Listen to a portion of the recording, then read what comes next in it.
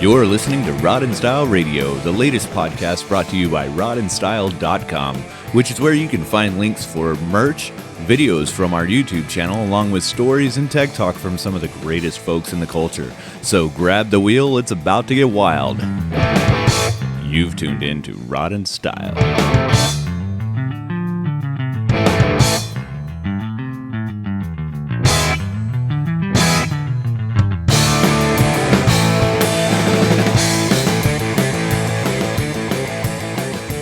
Basically hanging out all day and chatting. So it's like this is just a continuation of the conversation that none of our guests are going to hear. Yeah. Yeah.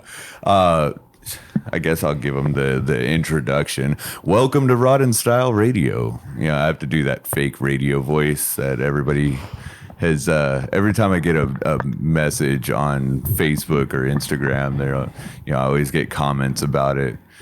But Sam always tells people as soon as I put a microphone in front of my face, like I'm a completely different person. So that's kind of been the running joke lately. It's like, once I have a microphone on, like I have this like radio personality that just comes out of me. I don't know where it comes from. I don't know. I mean, I can see it. I mean, you have a good voice for it. But well, I always blame it on, when I was playing music, I had to be in a character.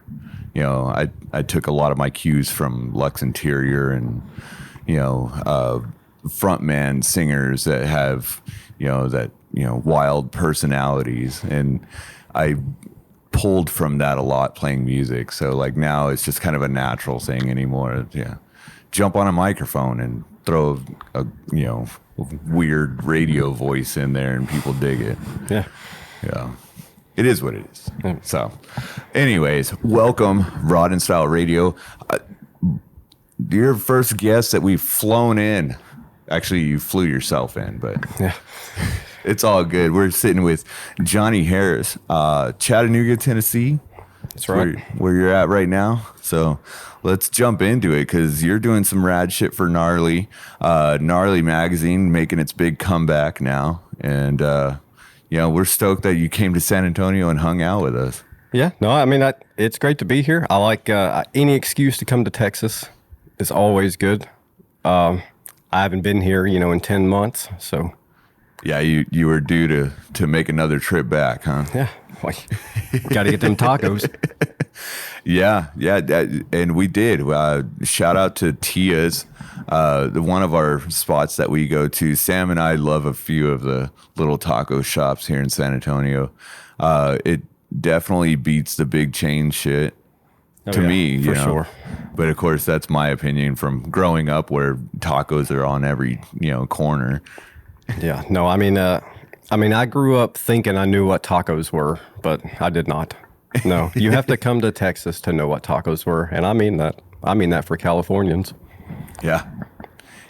California is all about the burrito, right? Like that's their thing out there. Yeah, that and all kinds of stuff. But well, we do have quite a bit of folks from California moving into Texas pretty often, so we're starting to see the little differences there. But thankfully, here in San Antonio, we're getting on the the whole kick of who's got the best. And me and Sam, we've had our few little staples that we always end up at every weekend. So, but yeah, if I can get Tia's Tacos to go ahead and sponsor our show, because we've already given you your commercial. We could use a couple extra bean and cheese once in a while. That'd be great. Yeah, I mean, just throw some nachos this way. Yeah, there you go. Absolutely. So, we already, we said you've got stuff going on with Gnarly. Let's get into where you got started and, everything that you're doing, and then we'll circle back and tell the folks about what you've got coming up later on this year. Okay. Well, I mean, I'm not really sure where to start. I mean, when I was a teenager, I was in many punk rock bands, but my main one that I was in was called the Dead Lewinsky's, and like the Dead Kennedys, but with Monica Lewinsky. That's hilarious. And I mean, we thought it was funny, but we used to practice in my friend's dad's garage, and he was a custom motorcycle painter. Not so much the kind of stuff that I do, but definitely a custom old school 70s, 80s kind of painter. And he was a real cool guy, real cool old school Detroit kind of guy that moved down south. And in between practicing, you know, we would deal with him working. You know, we would see him doing stuff, and I was always interested in it. And I asked him a million questions. And then later on, my dad worked at he's worked at many grocery stores throughout his life, and he always did the signs and any kind of window display, like as far as lettering, you know, whatever is on sale this week. But there's a certain style that those grocery store sign makers would do their writings in, any kind of lettering, any kind of little thing that they would draw. And my dad had this whole set of, I don't even know what kind of markers they were, but these really wide, thick markers that are made just for window writing. And, you know, he showed me a little bit of how he does, you know, the stuff for grocery stores. And I always thought, I never looked at my dad as an artist. And then I realized that most of the grocery stores, the way that they look on the outside was because of my dad. And I thought that was cool. And I've always thought sign work and painting and any kind of artwork, anything that stood out, I don't know, it always seemed important to me, like it more important than anything else for some reason. And when I got out of the Navy, I went to the Nashville Auto Diesel College thinking that I was going to be a big-time metal fabricator. Wanted to get all of my welding certifications and then go be some bad motherfucker welding somewhere. And then wound up taking a bunch of custom paints classes and realized that I just had a knack for it. And before I knew it, I was painting everything. And it's been that way ever since. Yeah, I've seen where a lot of people have, you know, they go down a path where they see something and it seems cool. Like you said, you want to be a welder and do badass shit. And I've seen where a lot of people, they'll do that. And then like halfway through doing that, they realize that, you know, it is badass in the folks that are out there that, you know, doing custom metal fabrication and, you know, doing the things like that is like, you know, pretty cool when you do have a knack for it. But I think it's even more cool that you were able to realize that, you know, hey, custom paint work is much more my wheelhouse and what I want to be doing. That you would, you know, do all of the things that you did with, you know, with wanting to be a welder, but then turn around and be like, no, I'm going to continue my education and, you know, go down this path of paint work. And I think you've done phenomenal things within that. So, you know, finding that knack is like part of the whole, you know, key to, you know, life right now is finding what you're actually good at rather than what somebody's telling you should be good at. Yeah. I mean, I think it's important for everyone to give every skill, every trade a good shot. Give it a good college try and see if you're good at it. Because if I didn't take a custom paints class, I would have never known that I could do that. And until you have someone who knows what they're talking about explain to you the process of doing it, it just seems so impossible, you know, as an outsider to think, I don't even know how the hell these people paint like this. And then once it's explained, then you get it. But, you know, if I didn't, and it's not just painting, it's not just welding, I mean, it's anything. Any kind of skill, I think everyone should give it a good shot and see if you got a knack for it, because you just might, and then you could have a career. I mean, if I wasn't painting, I mean, I guess I would be welding, but I wouldn't be happy doing that. But I don't know where I would be without it. And I don't know how many other people out there are just working jobs, not knowing that they're secretly a bad motherfucker in some kind of genre that they haven't discovered yet. Yeah. No, I totally get that. I get a lot of that when people ask me about my day job.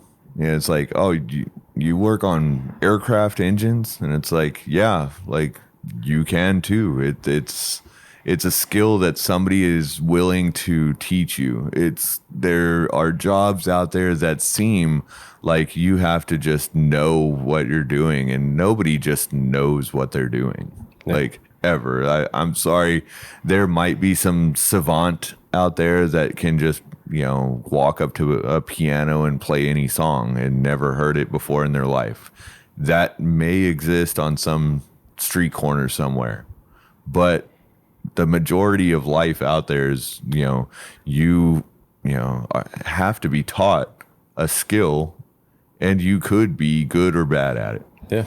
But you're not going to know until you get that kind of a situation going on.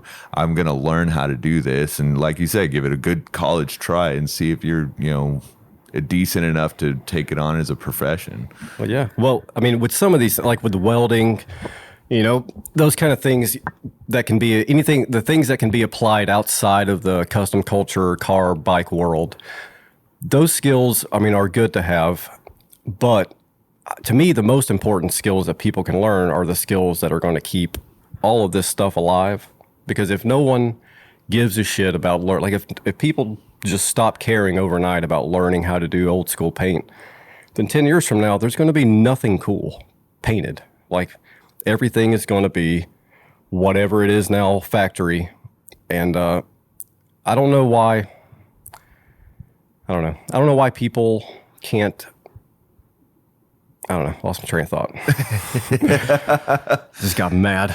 Got angry. We get passionate on this show. 100%. We definitely do. To go along with that point, though, I feel, and I'm not attacking this day and age whatsoever, but the aesthetic of a car. Let's take that for an example. Back when, the car manufacturers really gave a shit what shape their car was and what the visual look of it, and then the chrome accents on it, or the grills. They took pride in that craftsmanship, where today you don't really see that a whole lot. I don't feel like you do. Maybe there's a designer out there for cars today that still is passionate about his job and wants to argue with me on that. But overall, if I look on the highway today, I can see a gray Nissan, a gray Honda, and a gray Toyota all next to each other and not tell what they are until you look at their badges. Yeah. And I feel like that has a lot to do with, not having anybody taking up the passion within, design work anymore. So like you're saying, if nobody picks it up, in 10 years, custom paint work and custom design work is going to start fading out and going away if people aren't passionate about doing so. Yeah. But that's our job here, is to give custom culture that shot in the arm, and let's, inspire something to happen. Let's make something happen over these next years and see where we can grow it from there. Yeah. I mean, I feel like cars back in the day, when we're talking about the glory days of the big three, I feel like cars used to be built like to fulfill dreams. Like you could imagine somebody, up in Detroit thinking, I've just solved a problem for all of the men in America, wondering what the next bad motherfucking car is going to be. Right. Or somebody, I don't know. I don't know. We're going to get angry on this show. I can see this. Angry and drunk. Angry and drunk. Yeah, I mean, we love that part. You can ask a few of our guests that we've had on this show. Yeah, we're gonna go out and eat for 3 hours and and probably have a few drinks in that time period. And then we're going to come and try to record a podcast. That is the best aesthetic to this, how this show has gone so far. And of course, the looseness of all of our shows have always been really rad, because I mean, that's we don't live to any sort of a schedule or standard of how we record. That's how we ended up on our last episode talking with Mike Cook for like an hour and a half about everything that came to mind, and then we're gonna have him back on the show for like probably about 3 more episodes, because the conversations, they just roll so easily to make happen that way. But it's just one of those things that I think a lot of people do get passionate about this culture, and that those are the folks that we tend to flock towards. And when I have moments that I'll go on to social media and be like, you know what?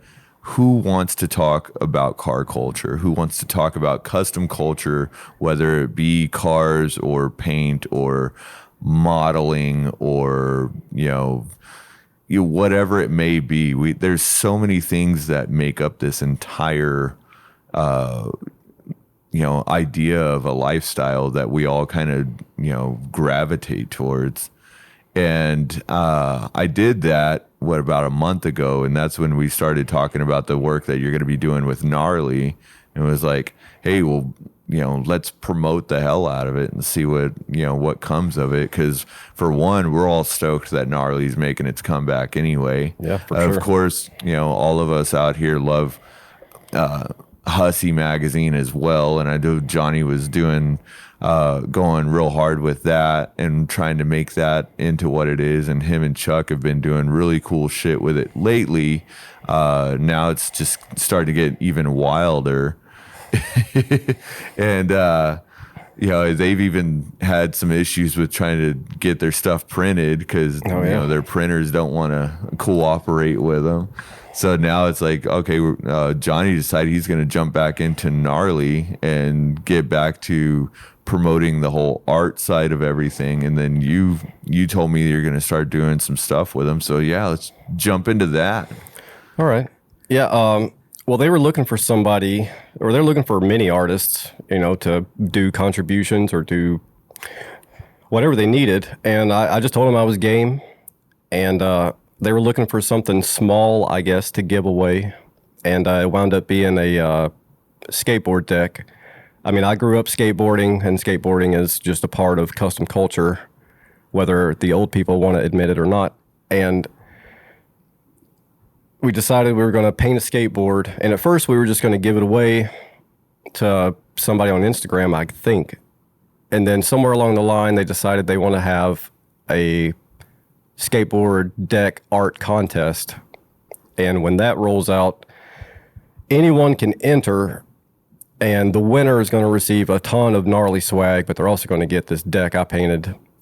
And in the next issue of Gnarly Magazine will be a step-by-step pictures and paragraphs of how you take how you do the paint job I did.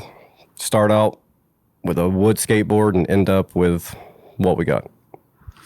Man, have you posted what that skateboard looks like yet? Yeah, it's on my Instagram, and Gnarly has it. But they'll have better pictures in the magazine, more high def. Okay, so folks can jump onto Gnarly's social media and your Instagram and go check this out. And then later this year, the magazine issue will be out, so that they'll be able to check that out and see the step-by-step process that you've gone through to paint it.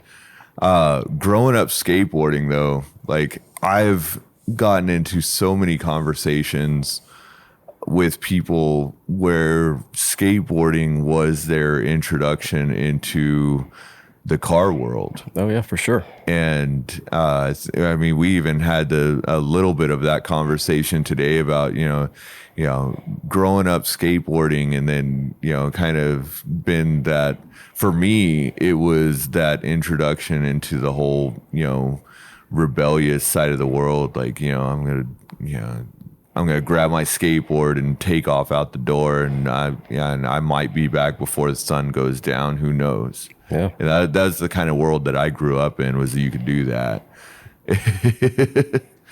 But you know, I think that's the same story for a lot of folks, and at least in our generation of, you know, car guy, is that, you know, we got our introductions to things, you know, through skateboard mags and VHS tapes, and trying to go out and make our own skate videos with dad's camcorder, and there's all of the, you know, that later those kids grew up seeing all those crazy, you know, skateboard designs and decks that, you know, with crazy monster art on it, and ended up being fucking weirdo car guys. And I think that, like, most of our generation can probably say skateboarding had an influence on them. Oh yeah. I mean, skateboarding opened up the door into everything that I think is cool for the most part. I mean, if it wasn't for skateboarding, I never would have found the bands that I love now, because you only hear about those bands from people that are like into skateboarding and stuff like that. Yeah. I remember I went to Gary's Skate Shop in Dalton, Georgia when I was a teenager and bought Pig Wheels All Systems Go VHS, and must have watched that thing a million times. And if it wasn't for that because of that skate tape, I memorized every song that was on it. And if it wasn't for that, I never would have heard the Dwarves. You know, I never would have known the difference between Bon Scott, the AC/DC, and, you know, the Brian Johnson AC/DC. Mm-hmm. Mm-hmm. I mean, skateboarding opens up more doors than anything else I can think of that I've had in my life, for sure. Yeah, 100%. See, I didn't grow up a car guy. My dad wasn't a mechanic; he was in the Air Force, and I've told so many different times on this podcast, and, you know, just in passing conversations, I didn't grow up in cars. I wasn't the kid that got to hold the flashlight for dad and get yelled at for it. I ended up with an old pickup truck that broke down a lot, and that's how I got my intro into, you know, being a mechanic, having to learn how to fix things on the side of the road sometimes. But skateboarding introduced me to, you know, punk rock music, which introduced me into wanting to be in a band. And oh yeah. And you know, when I was playing in, you know, a psychobilly band and seeing hot rods and shit show up to the shows, like, there was a lot of times where I spent the entire night outside and looking at these cars that were showing up at the shows, and then my band was like, you know, had to go on. I'd run inside and play, and then go back outside and want to hang out next to these fucking hot rods. And it's like, that was more like, I always hung around people that had old cars and shit, like, but I was never into it. It was just part of, you know, hey, I know Johnson down the street has a fucking cool ass Model A. Let's go hang out at his house for a little bit. But it was, you know, seeing that stuff out and driving and at the shows and parked in the parking lot and, you know, seeing it, that made me want to get into it. So it's like, if without skateboarding, I definitely wouldn't be into any of the cool shit that I'm still into well into my 30s and almost 40 now. Yeah. I mean, I don't think skateboarding, I don't think it's just what leads people into, you know, hot rods or choppers later on in life. I think skateboarding enhances the hot rod and chopper world later on in life, because people take what happened in the skateboard world and just apply it to the hot rod world. Like all of those Hot Rod Havoc DVDs that came out like 10 years ago, those are just skate tapes with hot rods instead of skateboarders on them. I mean, they're filming them just like a skate tape. You can tell that whoever filmed those videos, you can tell that they have a skateboarder mind, or they just watched way too many skate tapes, because I mean, that it's a skate tape with hot rods, which is awesome. I mean, it's a lot better than most hot rod coverage, which is just a camera watching somebody go down the road. But right, yeah, I definitely dig the the technology that goes into some of the content coverage, I guess, is the best way to describe it. But when you see the people that are doing a lot of stuff with like GoPro cameras now, and mounting it to the fenders of their cars and being able to see, it's not just it just drove past me and that was it. It was like, no, we mounted the camera to the car and we took it for a drive. And seeing those kind of things, I thought that Mad Fabricators was very similar to a lot of the skate videos that I watched as a kid. So when seeing Mad Fabricators and like the whole, the monsters in it, like, the monsters are coming out, like, all of the kooky shit that Bob Bleed and Piero were doing, and like, it just felt like skate videos. Like somebody just got Dad's camera and fucked off with it for a bit and made some cool shit out of it. And like it had that feel to it for sure. It's also weird how, skateboarding can be associated with custom culture just as much as monster and horror, Halloween culture. Mm-hmm. It's so weird that you can take a 31 Model A and put Frankenstein on a skateboard beside it, and it still makes sense. Yep. And it somehow makes it cooler. Like it's 10 times cooler. How is it? Why is it so cool? I don't know. I don't know either, man. I feel like we all, of course, going back to the glory days of all of it, we all saw how the monster characters were just so taken in. It's like, who thought to put a picture on a t-shirt. T-shirts were just undershirts for most people, because everybody was wearing a button-up shirt. So now you're wearing a t-shirt out in public, and on top of that, it's it's got a picture on it. That's wild. Yeah. And Ed Roth, painting, airbrushing monsters onto shirts and then going, and selling them out at places. I mean, he basically invented the graphic tee. Yeah.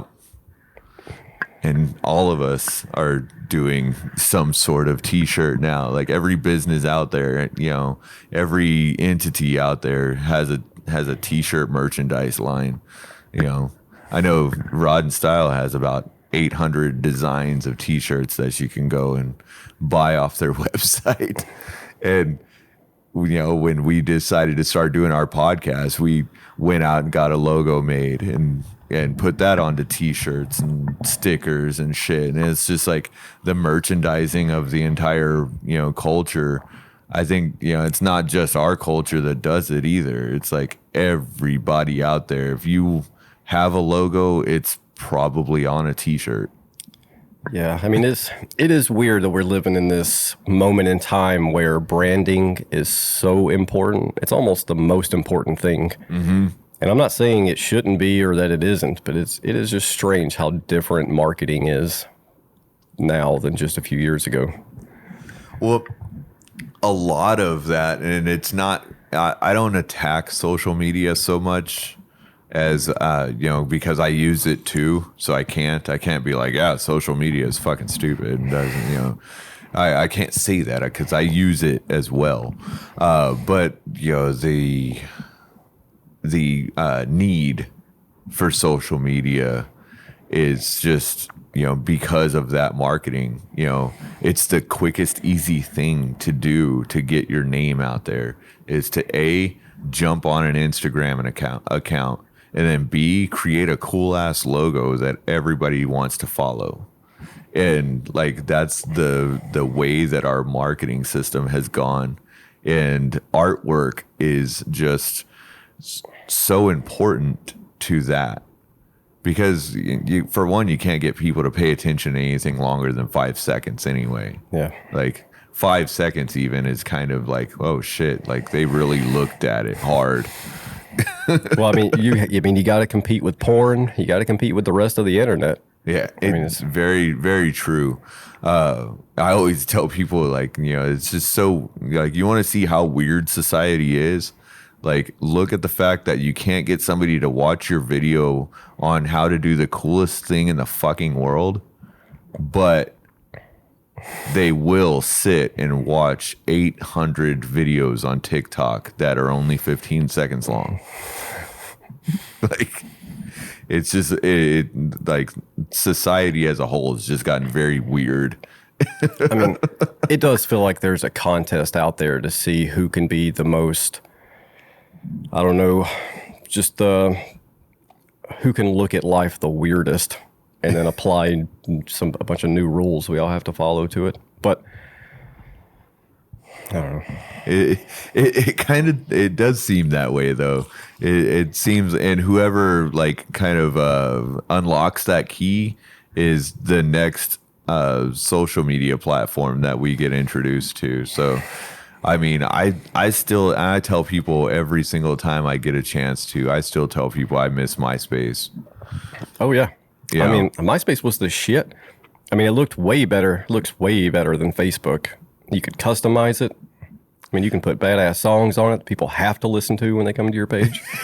Oh, that was the best. Yeah. Add songs to your MySpace. So as soon as somebody clicks on your shit, it blows out their speakers. You didn't know you were going to listen to Creator today, but you are now.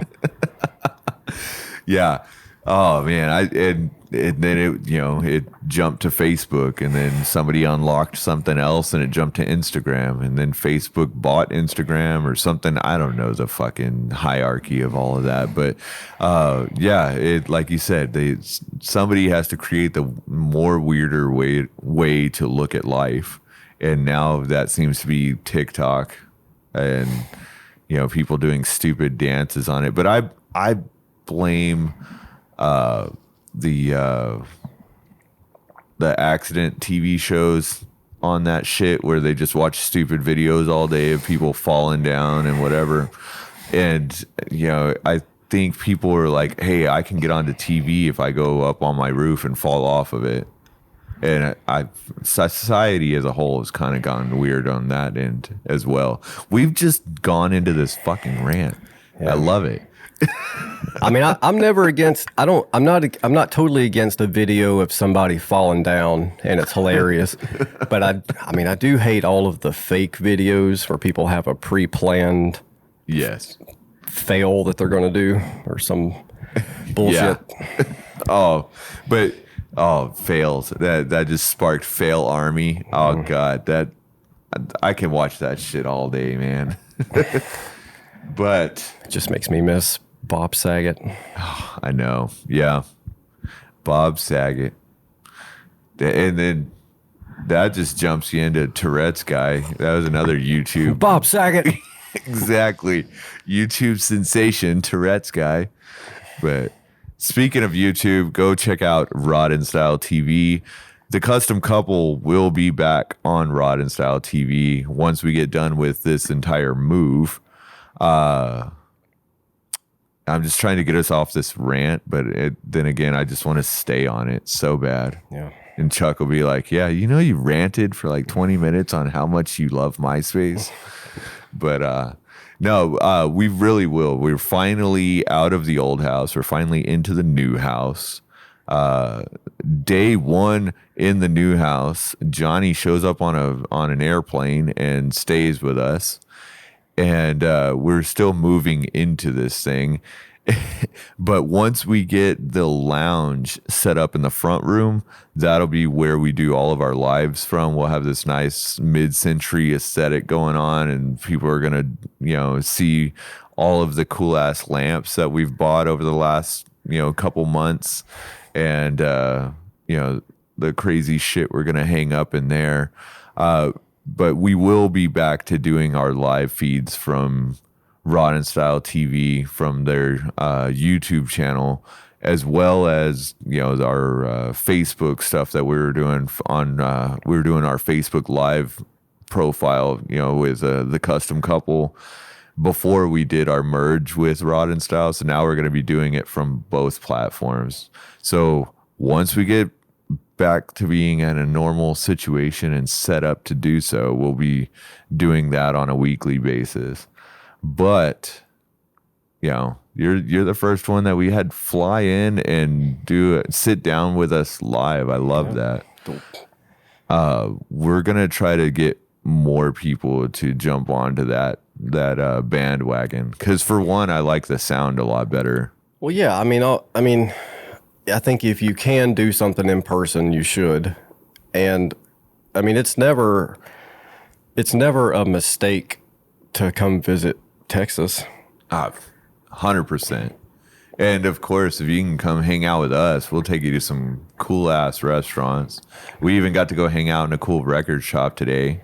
If I had, a little bit more money than I had to put into this house, if I had all of that back, I probably would have bought probably a couple $1,000s worth of records today, because there was some cool shit. Oh yeah. But yeah, come to San Antonio and hang out with the custom couple, and we'll feed you and talk shit on a radio station. That's all I've did today. Eat, drink, talk shit. How can you have a better Saturday than that? That's all George Washington wanted for any of us. I agree. 100%. He was like, fuck Britain. We need to do this instead. There needs to be radio so we can have radio shows. And it was invented. I think he put us onto that whole path. Yep. But, folks, if you are not already following us, of course, you can find us on The Custom Couple on Instagram and Facebook. You can find Rod and Style on everything that exists. So internet, YouTube, social media, it's all there. Rod and Style, you can find, all the links to everything to do with Cheater Slick Culture, Model T Obsession, Speed and Culture. If you're not subscribed to Speed and Culture, that's a magazine y'all probably need to be getting on board with. We will have Trent Sherrill on the show again soon. We'll probably invite Mikey Brown to come back on as well, because it's always a fun conversation getting to hang out with him. We had him on, him and Trent on Zoom calls. And then when Sam and I went up to Kentucky, we actually stayed at Mikey Brown's grandma's house. Yeah, it was Meemaw's house? Yeah, it was so awesome. Hanging out in basically the basement of their house. It was like a whole apartment setup. It was great. You couldn't have asked for better accommodations, unless you came to San Antonio and stayed with the custom couple. Yep. Yeah, it's the only other. That's the only thing that rivals it, barely. Well, yeah. But we got to sit down in the basement with Mikey and do a live conversation with him that wasn't over a phone, and that was excellent. And of course, go check out Hussy Magazine, Gnarly Magazine. Johnny Harris is going to be doing more work with Gnarly, and especially after this goes out, he'll probably get hired to work for Gnarly full-time with pay and benefits. Most likely. That's the plan. It's always the goal, right? Yeah. But go follow all of that. And of course, anytime that you hear our podcast, please go tell Chuck that it's the best thing that you ever heard, and that we need a raise, because, at least 3%, because 3% is zero. That works for me, because we dig what we do. So we hope y'all do as well. So what's next for what you've got going on? What do you got planned coming up? Well, similar to what y'all been going through, we'll probably be doing a big move me and my family, into a house, hopefully. So that's going to put a stop to a lot of things. But I mean, my day job, I paint amusement park rides for amusement products. It pays the bills because there's just not a lot of custom work in Chattanooga, Tennessee. But I mean, I have a lot of my friends that we're going to do a lot of big stuff with. A buddy of mine in Murray County, Georgia, he's got a badass chopper. I'm going to paint it real soon. That thing's going to be all over the place. It's probably going to be the coolest bike in Georgia when it's all said and done. But I mean, there's a few things that are semi-planned, but they're not planned enough to brag about yet. That's constantly what we've got going on as well. It's like we always have like cool things coming down the line, but it's like nothing's ever set in stone, and we never talk about it until it actually is. Yeah. I kind of have like this thing about, wanting more and more cars. And now we've been telling people we can't get more cars until we're in a bigger space. And now we're in the bigger space. It's like I'm always talking about wanting another car and wanting another, hot rod or something, right? And every time I talk about it, it doesn't come to fruition. Well, I was supposed to get a Mercury. We talked about it on the show. Is a badass car. And when we bought the house, like one thing after another kept me from like just grabbing a lump of cash and going and paying for this car and bringing it home. And, with the Mercury, I didn't lose out on the deal. The guy still wants to sell me the car. Super nice dude. We might even have him and his wife on the show at some point. And I'm just not able to just, grasp another car right now. But if I talk about the cars that I want to get, it won't happen because now I'm like in that mind space that I'm jinxing myself from being able to fulfill. Yeah, I don't know how you manifest shit. You can watch all these YouTube videos that try to tell you how you make something happen in your life. I don't know how you do it other than just rob a bank and pay for it that way. But yeah. Funny story this week. So I work on vacuum furnaces, and when they're under vacuum, I mean, anything under vacuum on a chamber, like you can't open the door. You can't do it. I mean, it's just there's no fighting the amount of vacuum that's on the chambers that we work with, right? This kid that I'm working with, I'm teaching him the operations of how to run the furnace, and he keeps going out of order of trying to do things, and he'll walk up to the door and grab it like he's going to open it, and the chamber is still sitting under vacuum, and he can't get the door open. I was like, you got to release the vacuum so it'll let you pull the door open. And I told him, if you walk up to that thing and open that door right now while it's under vacuum, I'm quitting my job and you and I are robbing banks for the rest of time because nobody will be able to touch you. Yeah, for sure. But is there any folks out there you'd like to give some shout outs to before we roll it up? I mean, everybody at Gnarly Magazine, that's been cool to me. I mean, that's about it. I mean, I don't know who to. I mean, I'm not really affiliated with anyone else, but I mean, check them out. I don't know. Awesome. All right, folks. Well, you heard it on Rod and Style Radio, and as always, in all things custom, keep it cool.